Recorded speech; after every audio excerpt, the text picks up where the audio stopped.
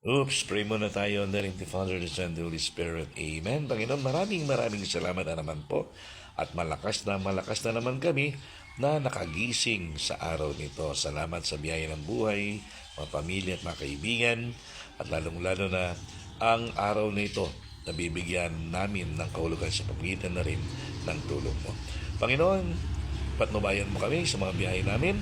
Maging ligtas nawa kami sa lahat ng pagkakataon, pagpasok sa trabaho at mga eskwelahan. Patuloy din namin pinagdarasal ang mga kapatid namin, mga may sakit, Panginoon, mga kaibigan namin, mga nasa ospital, mga kapamilya namin nasa bahay, naway hipuin mo sila, Panginoon, pagalingin mo sila upang mapanumbalik ang kanilang lakas at mapaglingkuran ka ng lubos. Gayun din, Panginoon, mga OFW namin, mga kapamilya, mga kaibigan, sa masulok ng mundo na nagtatrabaho para may taguyod ang kanilang pamilya. Lagi nawa nila makita ang iyong presensya at ang iyong biyaya pagkalinga sa kanila. Panginoon, sa araw nito ng Martes, naway patuloy naming mabigyan ng buhay sa aming pakikiugnay sa tao ang panahon ng Kwaresma.